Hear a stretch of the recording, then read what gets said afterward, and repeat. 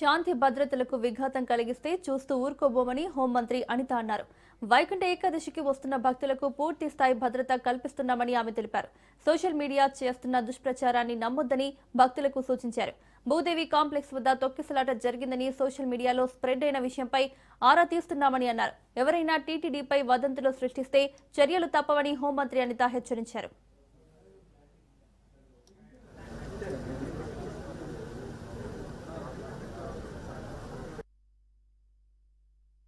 వచ్చే వైకుంఠ ఏకాదశి 30వ తారీఖు నుంచి జరగబోయే వైకుంఠ ఏకాదశి 30, 31, 1 తారీఖు, అదేవిధంగా 2 నుంచి 8వ తారీఖు వరకు జరగబోయే వైకుంఠ ఏకాదశి పర్వదినానికి సందర్భంగా ఉత్తర ద్వార దర్శనం ఎక్కువ మంది భక్తులకి సౌకర్యవంతమైన దర్శనం చేయాలనే ఉద్దేశంతో ఈరోజు కూటమి ప్రభుత్వం అదేవిధంగా టీటీడీ వాళ్ళు కూడా సంయుక్తంగా ఈరోజు ఈ కార్యక్రమాన్ని నిర్వహిస్తున్నారు.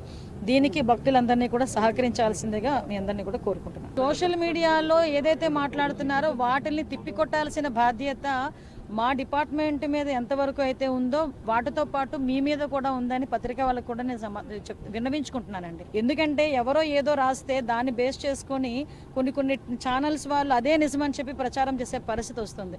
దయచేసి మీకంటూ ఒక అథెంటికేషన్ ఉంటుంది. ఒక టీవీలోకి వచ్చిందన్న, ఒక దేంట్లోనైనా పేపర్లోకి వచ్చిందన్న. ఎందుకంటే నేను పర్టికులర్గా ఎందుకంటే ఈ విషయం చెప్తున్నా, వైకుంఠ ఏకాదశి లేకపోతే దైవ దర్శనం అనేసరికి, కలియుగ వెంకటేశ్వర స్వామి దర్శనం అనేసరికి ఒక ఎమోషన్తో వస్తారు.